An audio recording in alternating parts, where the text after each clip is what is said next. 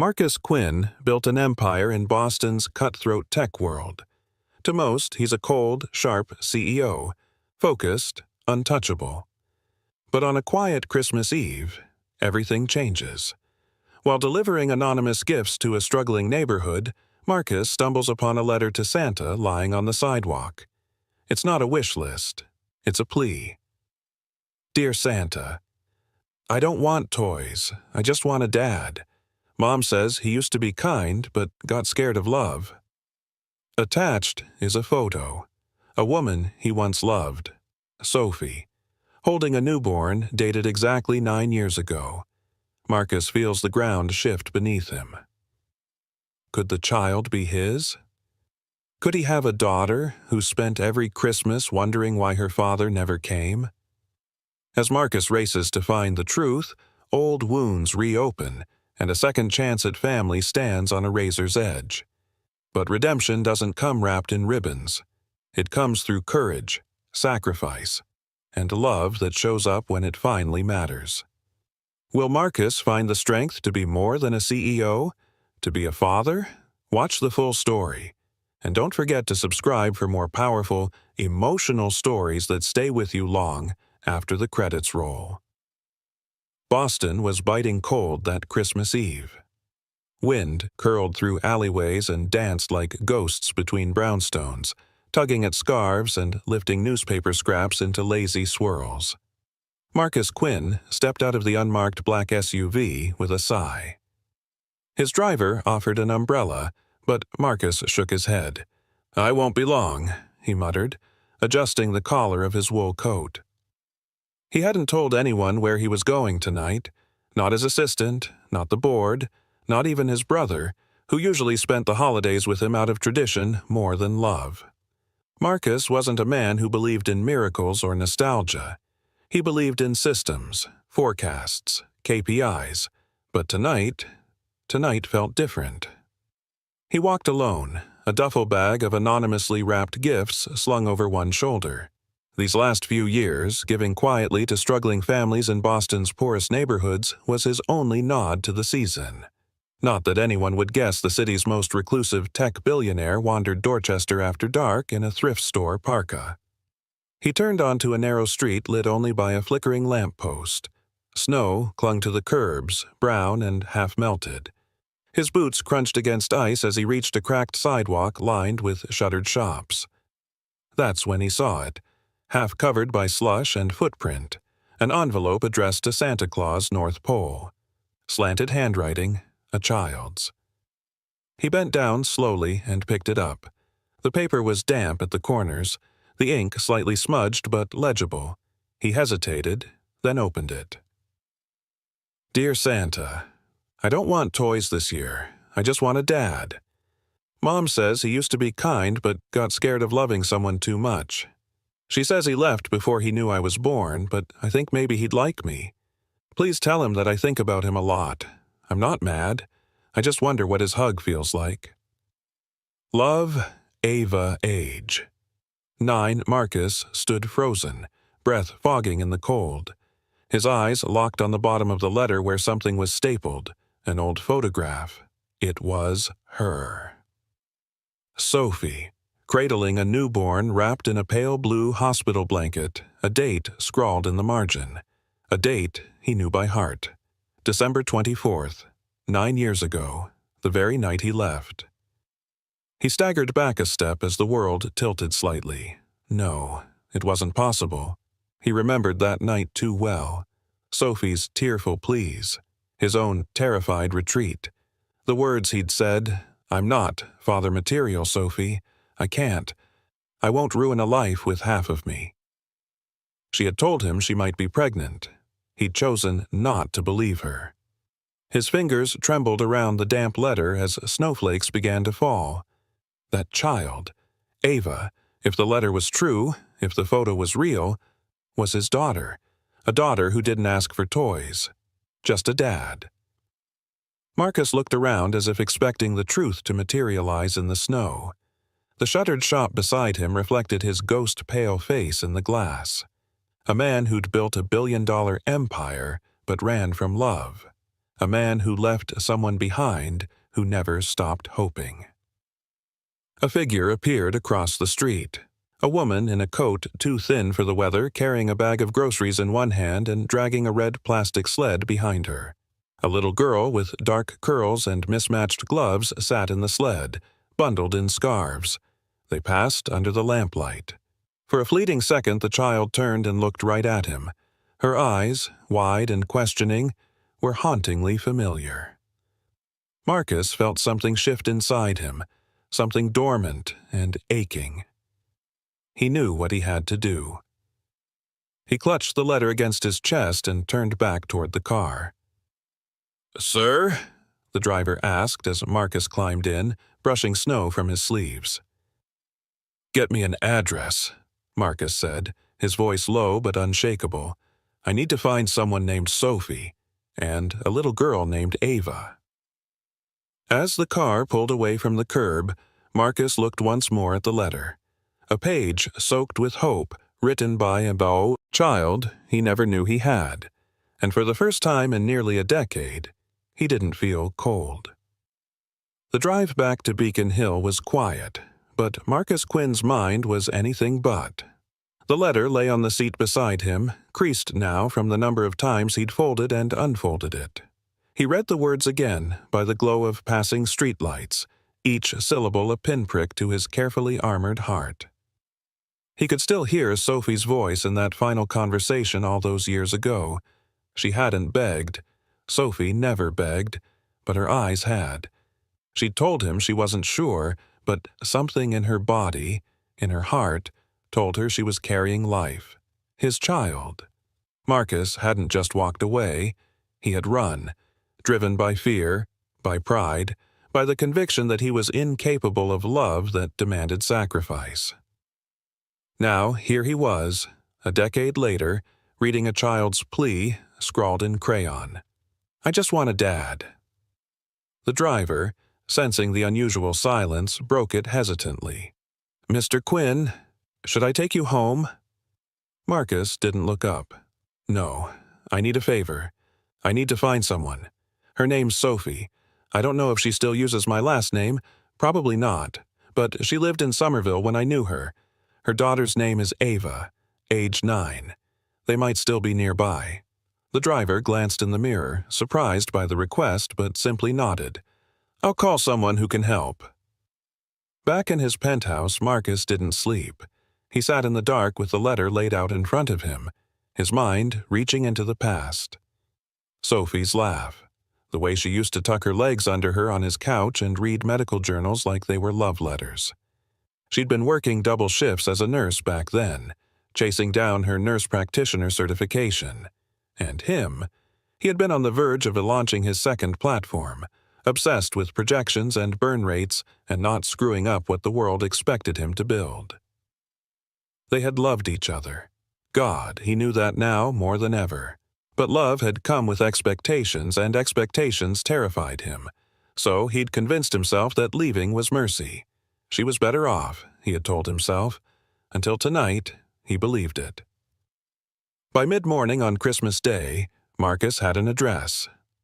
A 2-story building on the edge of Mattapan. The kind of place with peeling green paint and mailboxes lined up in a crooked row. He arrived alone, his coat unbuttoned despite the chill. The weight of what he carried inside far heavier than the cold outside. He climbed the wooden stairs slowly, each creak a reminder that he had no idea what waited for him at the top, apartment 2B. He raised his hand to knock and froze. What if she slammed the door? What if Ava was home and he said the wrong thing? What if he shattered whatever small piece they'd built together in his absence? But then he heard laughter, a child's, muffled behind the door, but distinct. His hand trembled slightly before making contact. The door opened moments later, and there she was, Sophie. No makeup, her hair hastily pulled into a bun, a faded hoodie hanging off one shoulder. Her eyes, once filled with fierce determination, looked tired, startled. And, as they met his, something like disbelief flickered through her features. She didn't speak right away, neither did he. It was Marcus who broke the silence, his voice hoarse. "Hi." Sophie blinked. "What are you doing here?" I found something. A letter." He paused, then held it up, now neatly sealed in a plastic sleeve. "It was on the sidewalk last night, addressed to Santa. Signed, Ava." Her face changed immediately. A mix of fear and protectiveness flooded her. "You read it?" "Yes, and saw the photo. Sophie, why didn't you tell me?" She leaned against the doorframe, crossing her arms. "You made it pretty clear you didn't want to be a father, or a partner. I was pregnant when you left. I tried to call you once, but your assistant told me never to bother again, so I didn't." Marcus swallowed hard, regret thick in his throat. "I didn't know. About her. About any of it. I thought you weren't sure." "I was sure a week later," Sophie said bitterly. "But by then, I was done begging a man to want his own child." The door creaked open a bit more. Behind her, he could see the modest apartment. Tiny, cluttered, warm. On the couch sat a little girl in Christmas pajamas, coloring quietly. Brown curls tucked behind one ear, head tilted slightly like Sophie used to when she focused. She looked up, and the world stilled. She had his eyes. Marcus stepped back slightly, breath catching. "Is that her?" Sophie nodded silently. "That's Ava." The girl hopped off the couch and walked toward the door with curious confidence. "Mom, who is that?" Sophie hesitated. "A friend. From a long time ago." Ava stared at Marcus with wide eyes, tilting her head. "Are you Santa?" Marcus knelt, emotion tightening his chest. "Not really, but I think I was supposed to find your letter." Ava smiled. "Santa found it?" He nodded, tears brimming. "Santa came late, but he's here now." Sophie watched them, arms still crossed, but her expression softened. And for the first time in his life, Marcus didn't feel like a stranger to himself. He felt found.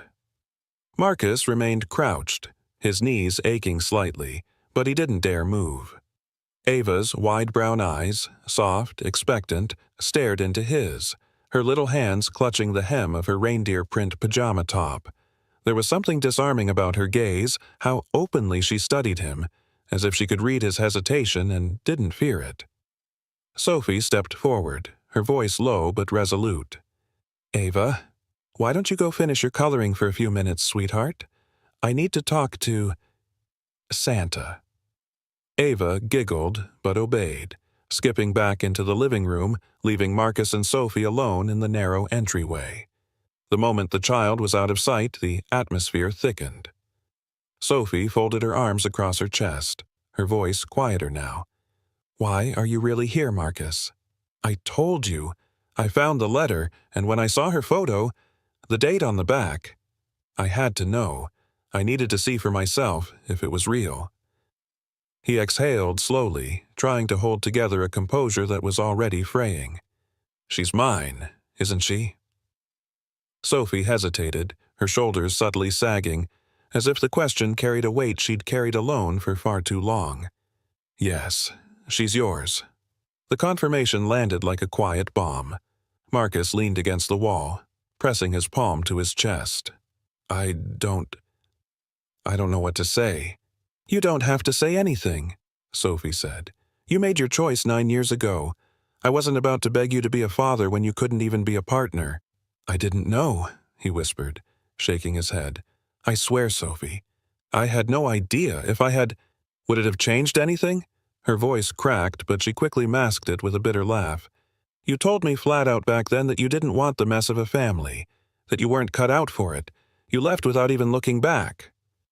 Marcus looked toward the living room where Ava now hummed quietly to herself, the glow of the Christmas lights bouncing off her curls. "She's beautiful." "She is. She's smart too, isn't she?"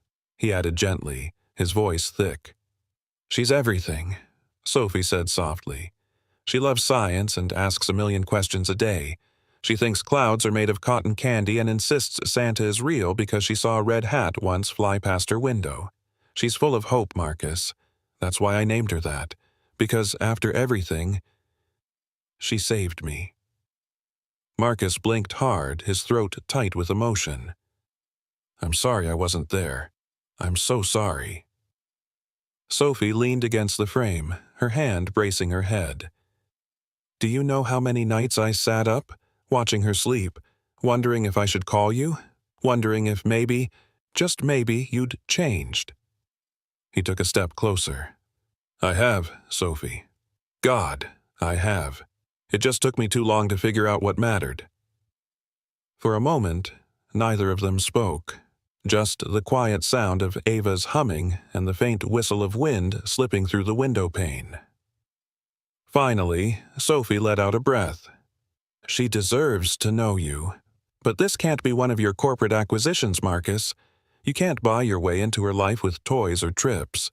You come in, you stay, or you walk away right now and let me keep her heart from breaking." "I don't want to walk away," he said earnestly, stepping forward. "I've spent years filling my life with things. Power, profit, prestige. None of it meant anything until I read that letter, until I saw her." Sophie studied him closely. "Then start slow.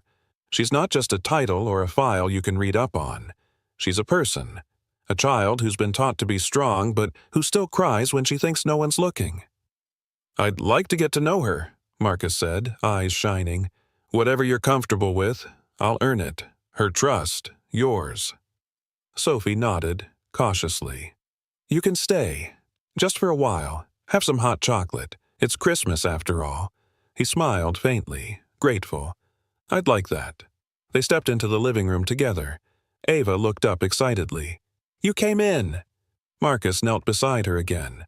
"I was hoping maybe you'd teach me how to color one of those penguins." Ava beamed and handed him a red crayon. "Only if you promise to stay inside the lines." He chuckled genuinely. "I'll try my best." As Sophie quietly watched the two of them bend over a coloring book, her heart ached with old wounds and new fears. But a flicker of something, maybe forgiveness, maybe hope, lit up somewhere deep inside her. For the first time in nearly a decade, Marcus didn't feel like the man who ran. He felt like someone ready to stay. Marcus hadn't touched cocoa in years. Somewhere between the boardroom wars and quarterly earnings reports, he'd forgotten the taste of sweetness without strings attached. But now, sitting on the scuffed sofa in Sophie's small apartment, a chipped mug in his hand and Ava nestled between them, he sipped slowly, letting the warmth anchor him in the moment. Ava's eyes lit up. "Do you like it?" He smiled gently. "It's perfect, just like you said it would be." She beamed, swinging her legs over the side of the couch. "I added cinnamon. That's the secret." Sophie leaned back, watching them interact with quiet intensity. It was surreal. Marcus Quinn, who once flinched at the word commitment, was now balancing a marshmallow on his spoon for a child who didn't know how much of her was his. And she was trusting him too quickly, too innocently.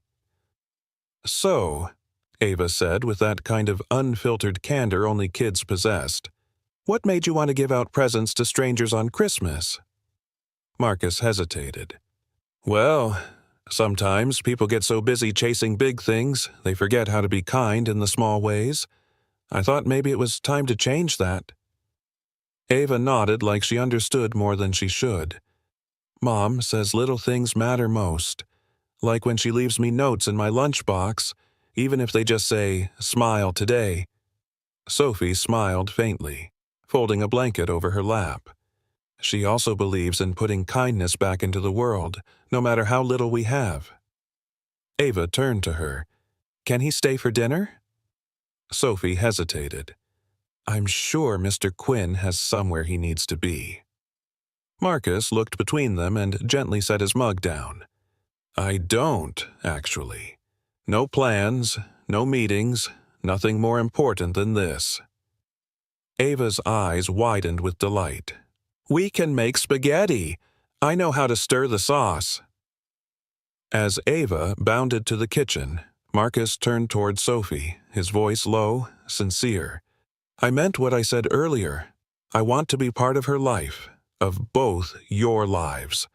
I know I don't deserve it, but I'm here now, and I don't want to disappear again." Sophie studied him, her voice steady but quiet. "You said once that responsibility felt like a trap to you, that love was a beautiful cage you weren't willing to live in. I spent years wondering if that was your truth or just your fear." He exhaled slowly. "It was fear and arrogance. I thought I had forever to figure things out, but forever doesn't wait for you." Sophie glanced toward the kitchen where Ava hummed and sorted canned tomatoes. "She's resilient, Marcus. But she's been let down before. If you come into her life now, there's no more leaving." He nodded firmly. "Then I won't leave." Dinner was humble but heartfelt. Canned sauce, overcooked noodles, and laughter that filled every corner of the tiny room. Ava insisted they hold hands before eating, just like in movies. And Marcus, uncharacteristically, didn't flinch. After the meal, Ava dragged out a small tin box filled with her drawings. "Want to see what I wrote Santa before the letter?" She held up a crayon-scrawled picture of a house with 3 stick figures, one woman, one child, and one taller man labeled, "Maybe Dad?" Marcus's breath caught. "She draws that every few weeks," Sophie said softly. She never gave up hoping someone would answer that space. Marcus carefully traced the outline with his finger. She deserves that space to be filled with someone permanent, real. As the evening wore on, Ava curled up against his side, her head resting comfortably on his arm. Her trust, unearned yet freely given, broke something open in him, a tenderness he didn't know he had. When her breathing slowed into sleep, Sophie took the blanket and gently covered her. Then she met Marcus's gaze. "I don't know what happens next," she whispered, "but I want her to be happy. If you can give her that, really give it, you're welcome here." Marcus swallowed the lump in his throat. "I want to earn it, one bedtime story, one awkward spaghetti night at a time."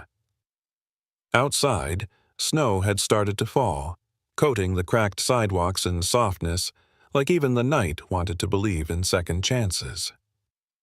Inside, a man who once ran from fatherhood sat still for the first time in years, anchored not by ambition, but by something far more lasting. He kissed the top of Ava's sleeping head, then whispered, "Merry Christmas, Hope." She stirred, half asleep, and murmured, "Merry Christmas, Dad." Sophie turned her face away, blinking hard, her heart beating painfully fast. And in that quiet room, with peeling paint and mismatched furniture, something whole began. The next morning, light filtered softly through the frayed curtains, casting a gentle glow across the small apartment. Marcus opened his eyes slowly, feeling a strange warmth settle over him. Not from the fleece blanket Sophie had left for him on the couch, but from the echo of laughter still lingering in the walls. Real, innocent laughter. Something his penthouse hadn't heard in years. In the kitchen, the familiar clink of dishes and Ava's giggles guided him toward the scent of toast and slightly burned eggs. "Morning, sleepyhead," Ava called, her voice bright and proud. "Mom let me use the stove, only the small burner though." Marcus smiled as he stepped in, still adjusting to the domestic rhythm. "I can smell your culinary masterpiece from the hallway." Sophie raised an eyebrow from where she was flipping eggs, with one hand holding a cup of coffee in the other. "And if she burns them, you're eating them." "Gladly," he replied with mock solemnity. They sat at the wobbly table, the 3 of them sharing scrambled eggs that tasted far better than any luxury room service he'd ever had. Ava chattered between bites about her school's holiday play, her role as Angel Number 3, and how she wished her wings didn't itch so much. Marcus listened intently, but Sophie watched him closely. Every reaction, every smile, every moment he looked at Ava like he was seeing a miracle. Because he was. After breakfast, Ava dashed to the living room to rehearse her lines with dramatic flair, her paper wings flapping as she twirled. Sophie leaned against the kitchen counter, her voice quieter now. "So, what happens next?" Marcus turned toward her. "I want to be part of her life. That hasn't changed since last night. But your world is big," she said softly, carefully. "Ours is small, and this apartment, this life, it's fragile. I don't want her hurt if you suddenly remember who you used to be." "I remember," he said gently. "I remember who I was, but I'm not that man anymore, Sophie. Not since last Christmas Eve." She crossed her arms, eyes sharp with the weight of unspoken years. "Then prove it. Not with presents, not with promises, but with presence." He nodded, slowly. "Okay." That afternoon, he offered to walk them both to the pharmacy for Sophie's prescription and pick up some groceries along the way. The streets were still slick with snow, kids dragging sleds and scarf-wrapped dogs pulling their owners across icy sidewalks. They stopped at a corner bakery. Ava pressed her nose to the glass, eyeing the reindeer-shaped cookies. Without hesitation, Marcus stepped inside and returned with a bag. "You didn't have to," Sophie began, but Ava had already opened it and squealed. "This one's got red sugar like Rudolph's nose." "Consider it research," Marcus said. "If we're building traditions, I need to study what's already working." It was the kind of afternoon Marcus would have scoffed at years ago. Unstructured, slow, simple, but now, every second felt full. Until they got home. A man stood by the front door of the apartment complex, dressed in a stiff black peacoat, holding a thick manila envelope. He was middle-aged, wiry, and wore the smug look of someone who thrived on legal technicalities. "Can I help you?" Marcus asked, his voice edged with suspicion. "I'm looking for Sophie Brennan," the man said, eyes flicking to her.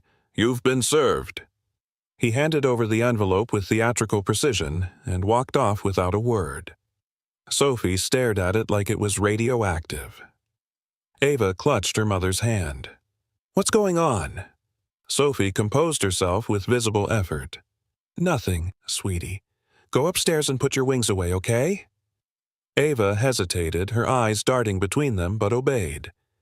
Inside the apartment, Sophie opened the envelope with shaking fingers.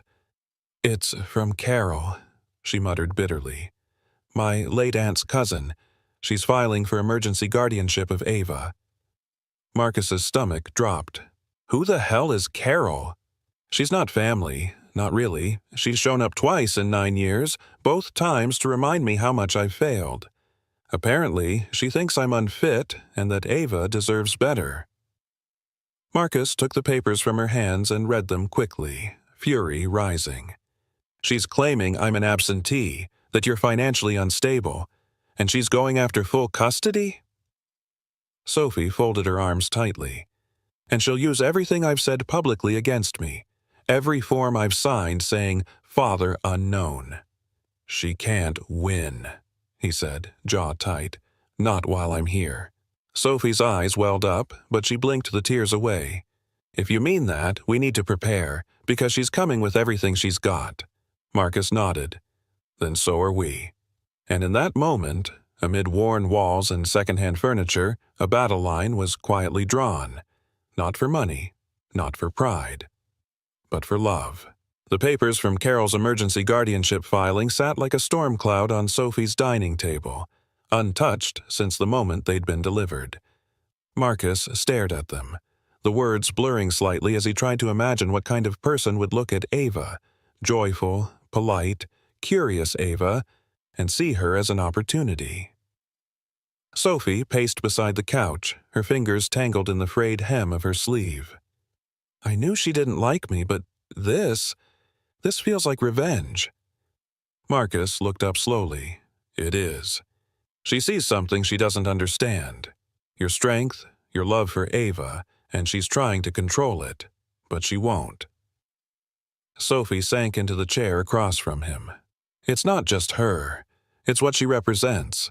The court system, the judgments, The scrutiny. I've lived quietly for a reason, Marcus. I didn't want to be forced to prove I'm a good mother to people who've never even met her. You shouldn't have to, he said gently, but you're not alone anymore. She searched his eyes for a long moment. Ava doesn't know what any of this means. She thinks you're Santa, Marcus. What happens when she finds out the courts might try to take her away from me? We don't let that happen, he said resolutely. We fight. They spent the next 2 days preparing. Marcus hired a family law attorney, one of Boston's best, who arranged for a private investigator to discreetly collect character evidence on Carol and a therapist to meet with Ava. Sophie was hesitant at first, but she agreed once she realized Ava could benefit from someone helping her talk about the changes in her life. On the 3rd day, Marcus picked Ava up from school while Sophie rested. She came skipping out the front doors with a painted ornament in one hand and a giant grin plastered on her face. I made this for our tree, she beamed, handing him the lopsided craft. It's a snowflake, but it has a heart in the middle because you said families are like snowflakes. Different, but special. Marcus took the ornament, his throat tightening unexpectedly. It's perfect, he murmured, just like you. She tilted her head.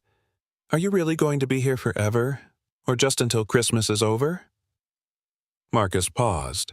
He knelt beside her on the sidewalk, eye level now, ignoring the wind biting through his coat.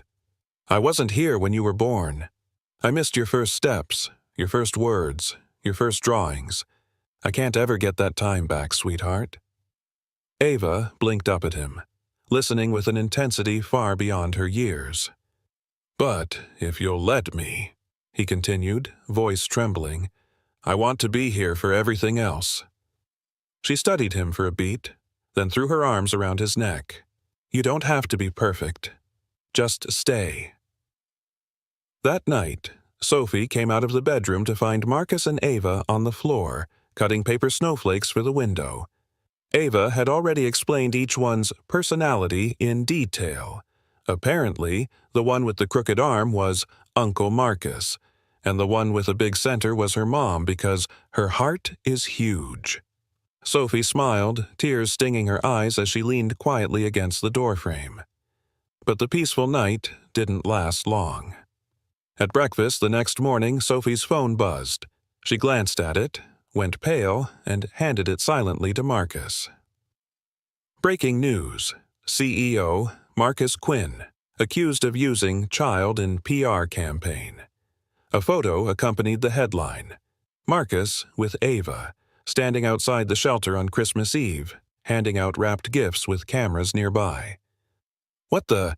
Marcus stopped mid-sentence, fury flashing behind his eyes. She's twisting everything, Sophie whispered, devastated. They're using that night against you, against Ava. Marcus's phone rang a moment later. It was his public relations manager, breathless and panicked. Marcus, reporters are already circling. Carol filed the complaint and leaked those photos. The media's saying you're fabricating fatherhood for sympathy. He stood slowly, shoulders tight with fury. This is low, even for her. Sophie put a hand on his arm. You can pull back. If this goes public, your company's board could pressure you to step away. No, Marcus said, his voice calm but searing with purpose. I've walked away from too many things in my life. I'm not leaving this. Ava walked in, still in her pajamas, rubbing her eyes. Why is everyone whispering? Sophie knelt down, taking her hand. Just some adults being silly. Nothing you need to worry about. Ava looked between them, then pointed to the paper snowflakes on the window. Even if everything's messy, we're still a family, right? Marcus dropped to one knee and wrapped her in his arms. Right, and I'll protect that with everything I have. He looked over Ava's shoulder at Sophie, who after years of bearing everything alone, slowly nodded. The battle had begun. The courtroom was colder than expected. Not physically, though the walls were painted in dull institutional gray, but emotionally, the kind of cold that settled in the gut when a life was being judged by strangers. Marcus sat next to Sophie at the defendant's table, his hands clasped tightly together, knuckles white. He wore his usual tailored suit, but it hung on him differently now, less like armor, more like a reminder of a world that didn't know Ava. Sophie looked exhausted. Still beautiful, but thinner than she had been weeks ago, the stress of the guardianship hearing draining every ounce of her. Her fingers fidgeted in her lap, occasionally brushing Marcus's in silent support. Across the aisle sat Carol Turner, the woman who started this war. She looked entirely composed in her beige blazer, lips pursed like she had just tasted something sour. Her attorney whispered something to her, and she nodded confidently. Ava, seated in a small adjoining room with a court-appointed therapist, wouldn't be called to testify. Thank God. But her drawings had been submitted as evidence. One in particular, a crayon image of a stick figure family. A smiling little girl between a woman with brown hair labeled Mom and a man in a red hat labeled Santa Dad, had nearly undone Marcus the night before. Judge Hastings entered, a woman in her early 60s with silver hair pulled back into a no-nonsense bun. She wasted no time. "We're here to determine the best custodial outcome for the child Ava Harper," she began, voice crisp. "Ms. Turner, you filed a motion claiming the current guardianship is unsuitable due to emotional instability and media exploitation. Please present your case." Carol's attorney stood, his voice as smooth as glass. "Your Honor, we are not questioning Ms. Harper's love for her daughter, but circumstances have changed. Mr. Marcus Quinn, a high-profile CEO, has suddenly appeared in Ava's life, conveniently during the holiday season, and is now using her image across media platforms to rehabilitate his public image." Marcus stood abruptly. "That's a lie." Judge Hastings raised her hand. "Mr. Quinn, you'll have your turn." He sat back down, breathing hard. The attorney continued. "There's photographic evidence of Mr. Quinn staging public gift-giving events, with Ava present, followed by suspiciously timed press coverage. It is our concern that this child is being weaponized for image control, and that her current guardian, while emotionally invested, is financially and socially unfit to protect her from future harm." Sophie bowed her head. A slow, creeping shame spread across her cheeks even though she had nothing to be ashamed of. Marcus leaned over and whispered, "Don't you dare carry their judgment. You've done everything right." Judge Hastings turned. "Ms. Harper, your response?" Sophie stood. Her voice wavered only once. "Your Honor, I didn't ask Marcus to come back. I didn't even tell him about Ava. I raised her alone. Every tooth, every fever, every bedtime story. I never expected a man who once walked away to walk back in." She looked toward Marcus, then back at the judge. "But he did. And he didn't come with cameras. He came with his hands, his time, and his heart. Ava knows it. I know it. And yes, maybe he showed up late, but that little girl finally got what she wrote in that letter to Santa. She got her dad." The courtroom quieted. Then, from the back, a familiar voice spoke. "Your Honor," said Marcus, standing without permission. "May I read something?" The judge hesitated, then nodded. He pulled a folded sheet of paper from his coat pocket and opened it slowly. "This was written by Sophie. Before this hearing, in case she wasn't allowed to speak. She didn't know I'd bring it, but I think you should hear it." He cleared his throat, voice thick. "If anything happens to me, I want Ava to know that her father wasn't absent by choice. He was absent by fear. But when he came back, he didn't run from who he'd been. He stayed. And if the court believes in redemption the way children do, then give him a chance to be what she already sees, a real dad." A hush fell over the room. Marcus folded the letter slowly, his eyes fixed on the judge. "I didn't come to win custody, Your Honor. I came because I finally understood what Ava needed. She doesn't need Marcus Quinn, the CEO. She needs Marcus, the man who tucks her in and reads the same bedtime story 4 nights in a row. The man who learned how to braid hair from YouTube. The man who cries when she sings Silent Night off key. That's who I am now." The judge leaned back in her chair, fingers steepled beneath her chin. "I need a recess to review the full material submitted. We'll reconvene at 2 p.m. As they stood to leave, Sophie reached for Marcus's hand. "No matter what happens," she said softly, "thank you for showing up." He squeezed her hand back, holding it like a lifeline.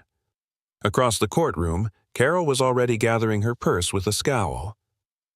But in the hearts of those who mattered most, Marcus, Sophie, and the little girl waiting in the side room, the fight wasn't about appearances anymore. It was about home. And they weren't leaving it without a fight. By the time they left the courthouse that afternoon, Boston's skies had darkened, snow drifting down in soft, spiraling flakes. Marcus walked beside Sophie, his hand carefully pressed against the small of her back, guiding her protectively through the reporters waiting outside. But it wasn't the cameras or questions that had Marcus's heart pounding. It was the weight of waiting. Judge Hastings had not rendered her final decision. Instead, she'd recessed for 2 days to review the video testimony from Ava and consult with child services. Now, all they could do was wait. Back at Marcus's Beacon Hill townhouse, the silence was broken only by Ava's gentle humming as she colored at the dining table.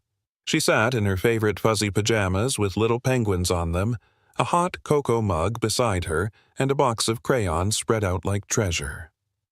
The warmth of the fireplace flickered softly behind her, casting dancing shadows on the walls.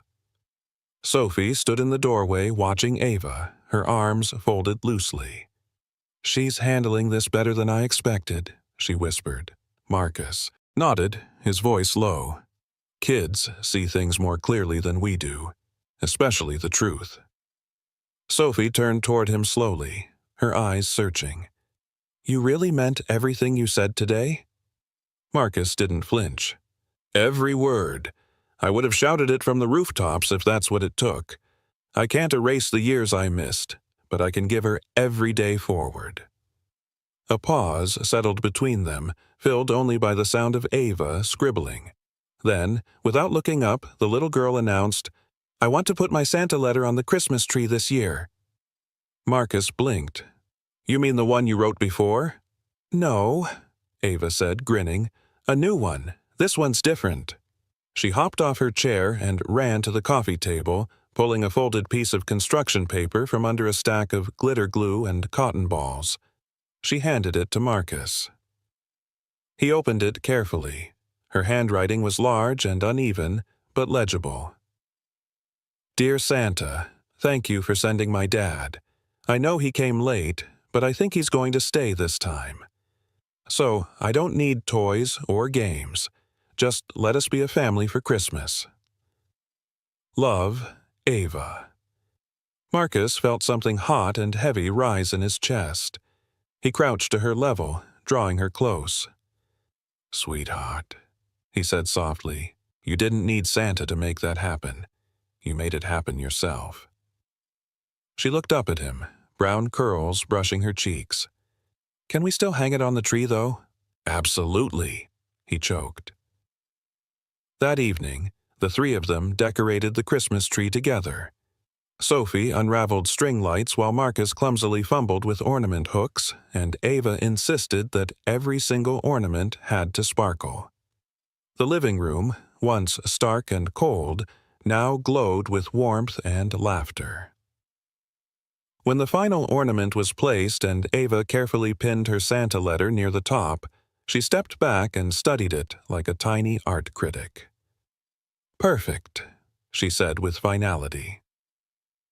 Later, after Ava had drifted off to sleep upstairs, tucked under a quilt of penguins and stars, Marcus and Sophie sat together on the living room couch, a quiet hush between them. Snow was still falling outside, blanketing the city in a peaceful stillness. Sophie cradled a mug of tea, her fingers wrapped around it like it was a shield. "It still scares me," she admitted quietly. "What does?"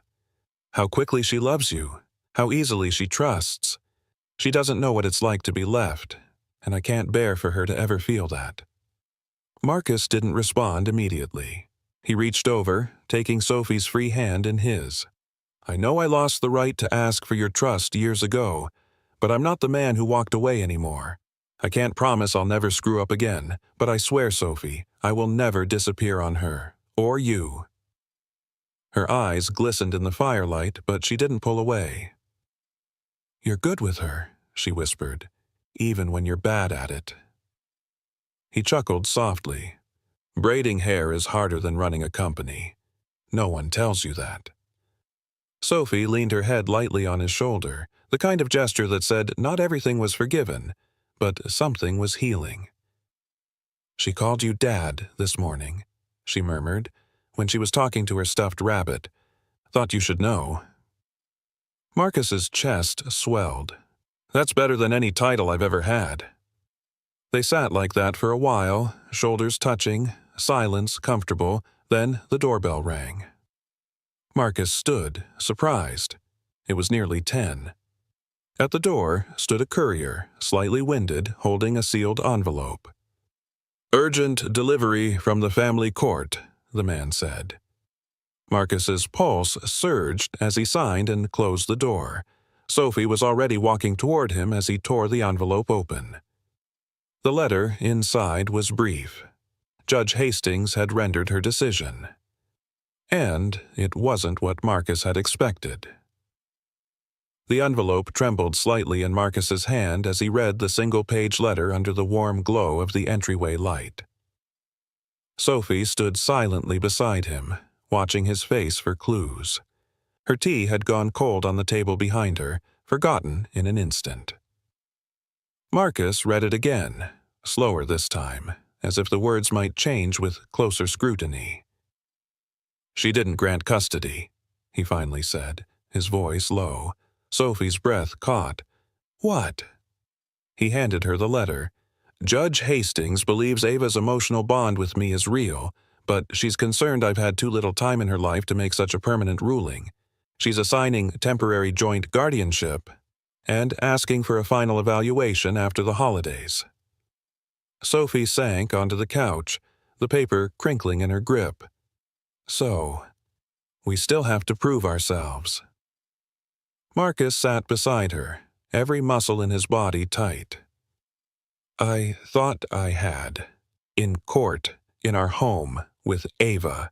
"You have," Sophie whispered fiercely. "But maybe that's not enough on paper. Maybe the judge needs to see more than words. She needs to feel what Ava feels." Marcus looked up at the twinkling tree, Ava's new letter to Santa swaying slightly on a branch. "Then that's what I'll show her. Not with speeches or legal teams. With love." Next morning, Marcus woke before dawn. In his study, he opened his laptop and drafted a message to his board of directors. It was direct, unapologetic, and firm. "Effective immediately. I will be taking a personal leave to focus on my family. The executive team is authorized to manage operations during this time. I will not be reachable during the holiday season unless the matter is critical. My daughter comes first." He hit send without hesitation. Then he turned and headed to the kitchen where he found Ava already seated at the counter in her pajamas, coloring a picture of Santa riding a dinosaur. "Morning, sunshine," Marcus greeted, ruffling her curls. Ava grinned. "Did you know Santa eats cookies and carrots? That's why he can ride dinosaurs." Marcus chuckled. "I didn't, but it makes sense. You want to go pick out your favorite ornaments today? We could bring some to the kids at the shelter, too." Her face lit up. "And can we get more glitter glue? My reindeer keeps needing makeovers." Marcus nodded. "Glitter glue. Absolutely. Maybe a few extra hugs, too." That afternoon, they visited Hope House, the shelter Ava and Sophie used to frequent during their hardest days. Marcus brought new coats for the kids, stacks of books, and 2 boxes of Ava's homemade Christmas cards, each one covered in crayon stars and signed, "Love, Ava."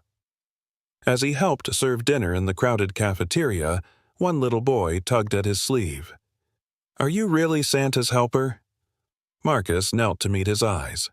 "Something like that." The boy grinned wide. Then tell Santa I said thanks for bringing Ava back. We miss her."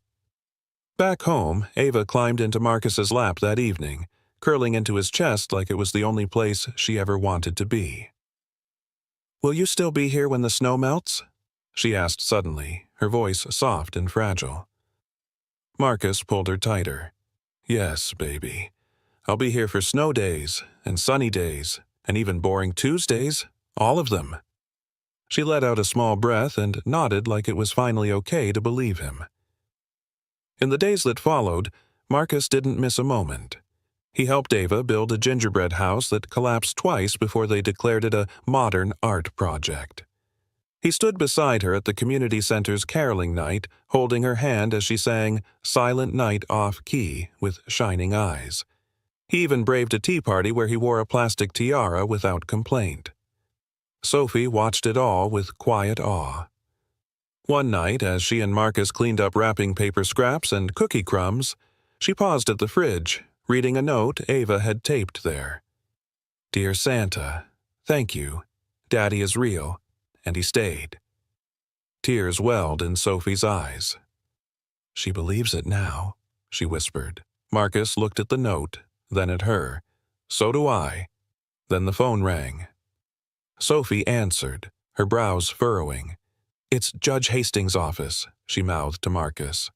She listened for a moment, then placed the phone on speaker. "This is Brenda Mills, calling on behalf of Judge Hastings. I wanted to inform you that the court has reviewed Ava's post-hearing counselor report and observed Mr. Quinn's continued involvement. Based on that, the judge has chosen to issue a final decision earlier than scheduled." There was a pause that made the world stop spinning. "Effective immediately," Brenda continued, "Mr. Marcus Quinn is granted full legal guardianship of Ava Quinn, with continued family support from Ms. Sophie Jensen." Marcus's knees nearly gave out.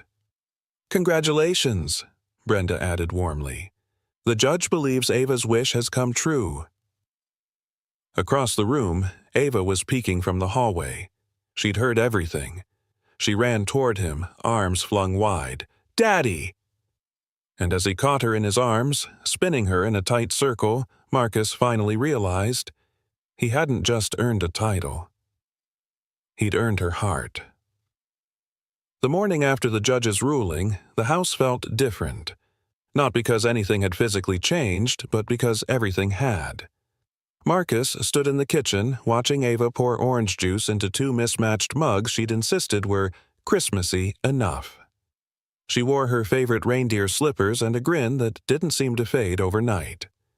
"Do dads like toast with cinnamon sugar?"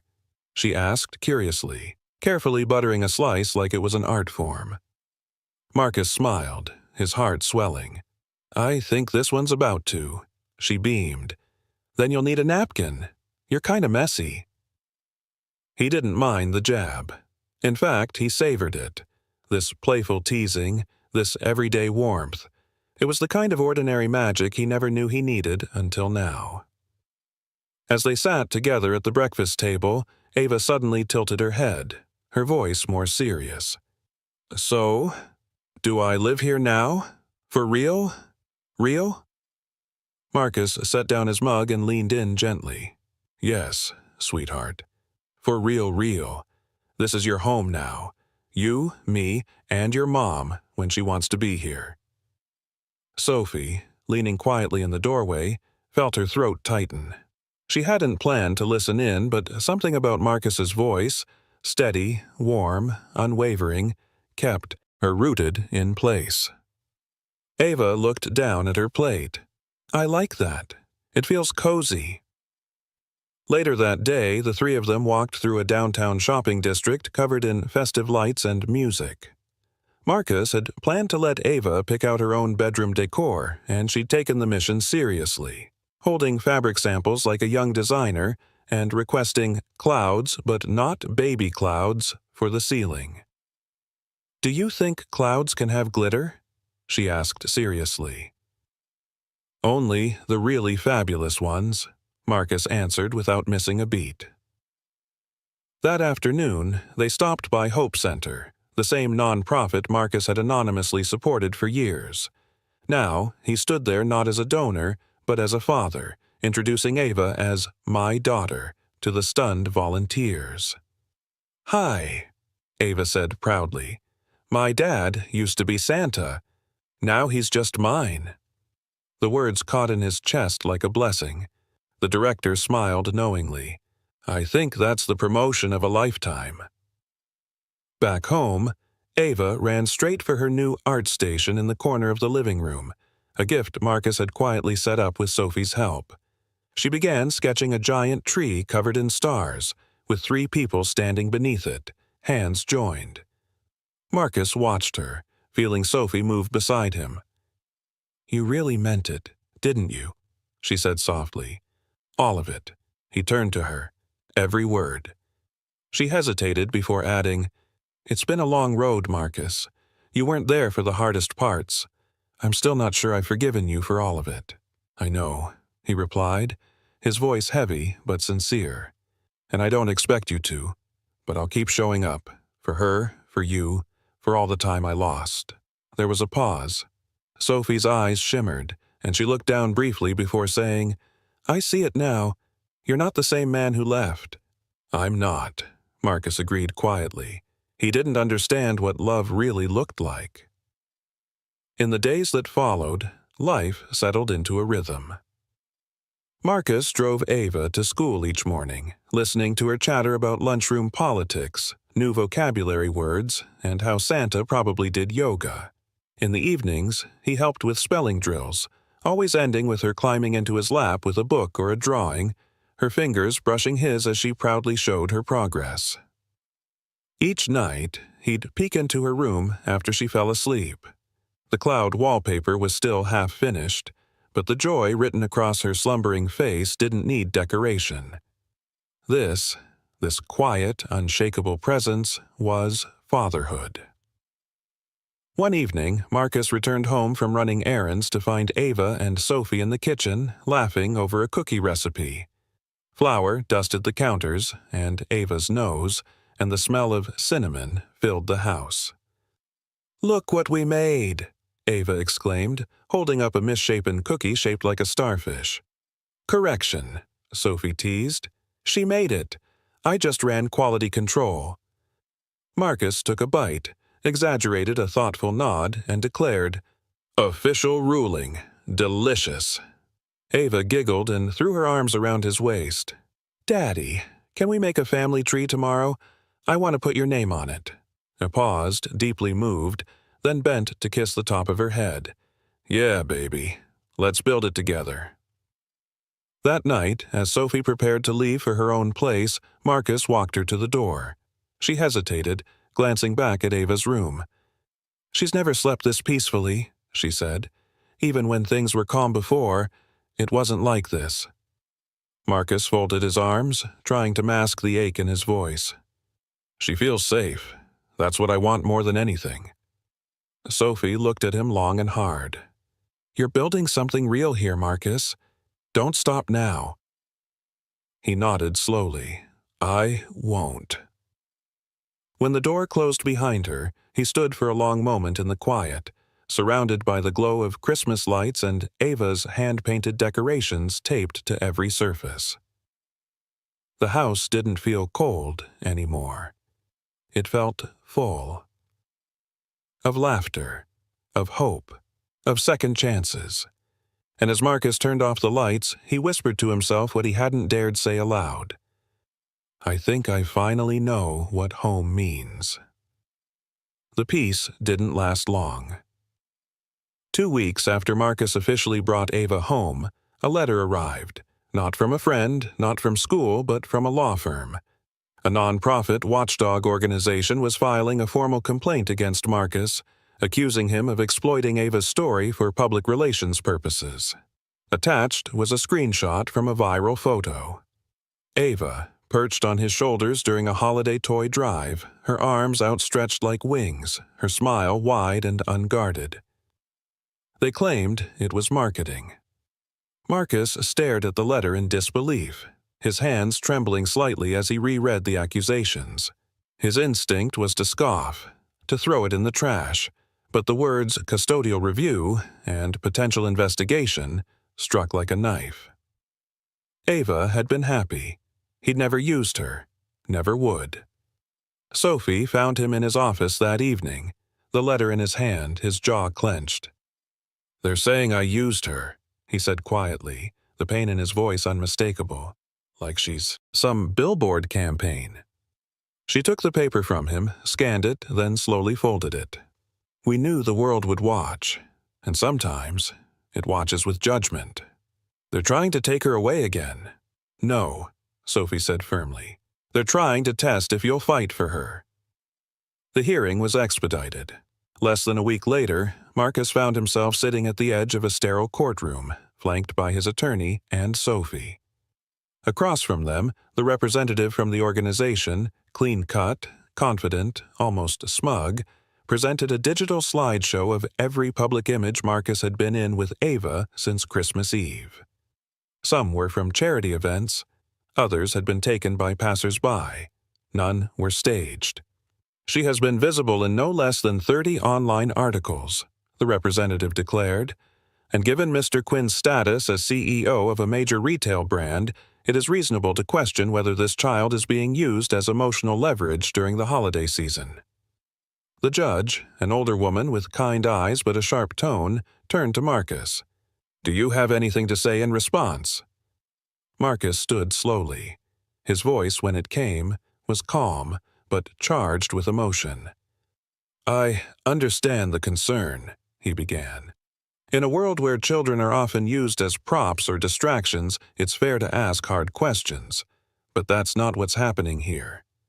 He stepped closer, his voice thickening. "I didn't meet Ava through a publicity team. I didn't even know she existed until I found a letter on Christmas Eve.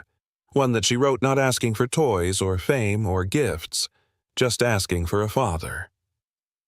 He reached into his coat pocket and unfolded the original letter to Santa.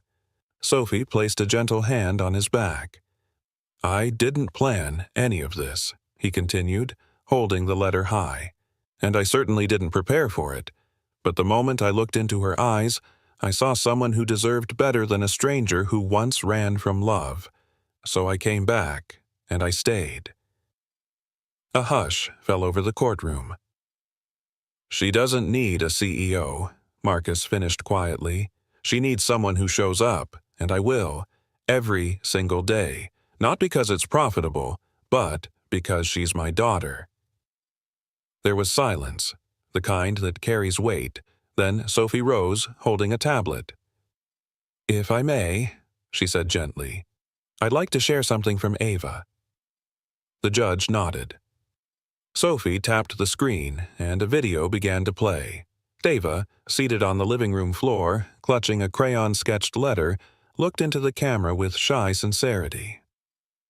"I wrote Santa because I didn't have a dad," she began. "Now I do. And he makes me waffles on Saturdays. He walks me to school. He listens when I talk about stuff like clouds or math or glitter. And I don't care if he's famous or not. I just want him to stay. I don't need Christmas. I don't need presents. I just want my dad." Tears welled in Marcus's eyes. The judge quietly asked the court to recess for 10 minutes. When she returned, her decision was swift. "The court finds no evidence of exploitation. The child appears to be thriving in Mr. Quinn's custody. Motion to investigate is denied." Marcus exhaled deeply, finally allowing himself to breathe. Sophie reached over and squeezed his hand, and though neither of them spoke, the relief between them was palpable. As they walked out of the courthouse into the gray Boston afternoon, Ava ran into view, holding up a hand-drawn sign. "You're still my hero, Dad." He lifted her into his arms, holding her close, burying his face in her curls. "You're mine, too," he whispered into her ear. Later that evening, back home, Ava climbed into his lap holding a marker and a piece of paper. "I want to write a new letter," she said seriously. "To Santa," Marcus teased. She shook her head, giggling. "To the world. What will it say?" She smiled brightly. "It'll say, 'Don't worry, my dad is staying forever.'" Marcus hugged her tighter, overcome by gratitude. No camera would capture this moment. No article would ever quote this tenderness. But for the first time in his life, he didn't need the world's approval. He had hers. Christmas morning arrived not with fanfare, but with soft laughter and the smell of pancakes. Marcus stood in the kitchen, flipping slightly uneven pancakes onto a plate shaped like a snowman. Ava sat at the counter in flannel pajamas, legs swinging beneath her chair, humming Jingle Bells off-key while decorating a paper ornament with glitter glue. Sophie, still in her robe, leaned against the doorframe, arms crossed, a peaceful smile on her lips as she watched them. It had only been a few weeks since the court hearing, but the rhythm of their lives had shifted into something quiet and meaningful. No photographers, no press statements, just the small, ordinary magic of family. Marcus set the last pancake down and turned to Ava. "Okay, Chef Quinn, taste test time."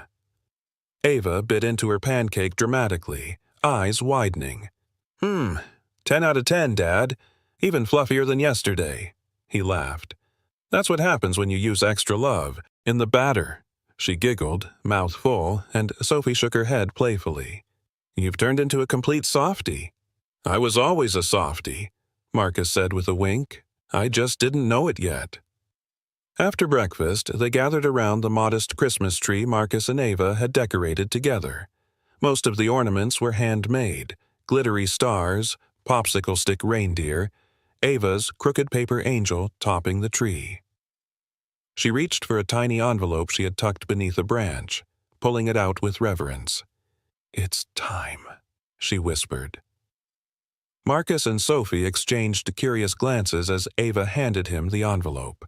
On the front was written in colorful crayon, "To Santa, from Ava, but you already gave me what I wanted." He opened it gently. Inside, in Ava's neatest handwriting, was a short letter. "Dear Santa, I don't need anything else this year. I just wanted to say thank you.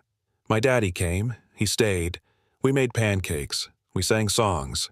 He even braided my hair, kinda. I don't feel lonely at night anymore. Mom smiles more now, too. I don't need to wish again next year, because my wish came true. Love, Ava." Marcus blinked against the sudden sting in his eyes. Ava looked up at him, her voice barely a whisper. "Can we hang it on the tree?" He nodded, utterly moved. "Not just on the tree, sweetheart. We're keeping that letter forever." Together, they placed the note near the top, just beneath the angel. Marcus wrapped his arms around her from behind, resting his chin on her head. She leaned into him instinctively, like she'd done it 1,000 times before. Later, while Ava napped on the couch curled between Sophie and a blanket of stuffed animals, Marcus stepped outside onto the porch. Snow drifted lightly in the afternoon sun. He pulled his coat tighter and looked out across the quiet neighborhood. Sophie joined him, a mug of cocoa in each hand. "Here," she said, offering one. "No marshmallows. You're welcome." He smirked. "You remember everything." "I do." She took a slow sip, eyes fixed on the snow. "And you're remembering now, too." He nodded solemnly. "I was afraid. Of being a father. Of failing. Of loving too much and losing everything." "You already lost everything once," she said gently. "But you got a second chance." Marcus looked back through the window at Ava's sleeping face, peaceful and safe. "I'll never waste it again," he murmured. Sophie's gaze softened. "I believe you." There was a long pause, the kind filled with unspoken truths and shared understanding. Finally, Marcus turned to her. "You did it alone for 9 years. I'll never stop being grateful for that." "You don't owe me gratitude, Marcus," she replied, her voice thick. "Just consistency. For her." "You have my word," he said, with quiet conviction. That night, as snow began to fall in earnest, Marcus tucked Ava into bed. She reached out and grabbed his hand before he could leave. "Dad?" He knelt beside her. Yeah, honey? I used to think Santa was magic, but now I think maybe you are. He laughed softly, stroking her hair. Trust me, I'm just a guy who makes lumpy pancakes and learns how to braid hair on YouTube. She smiled sleepily. Still magic to me. As she drifted off, Marcus remained beside her, holding her hand long after her breathing turned slow and steady. He kissed her forehead gently and whispered, "Merry Christmas, my miracle." Then he turned out the light. In the living room, the tree glowed softly. Beneath its boughs, among the handmade ornaments and candy canes, one letter stood out. Simple, honest, unforgettable. A child's wish. A father's redemption. A family finally whole. And as Marcus sat beside Sophie, watching the snow blanket their world in white, he knew without a doubt. He'd once built an empire by chasing deadlines. Now he would build a life by showing up, for smiles, for letters, for bedtime stories, and for love. Forever.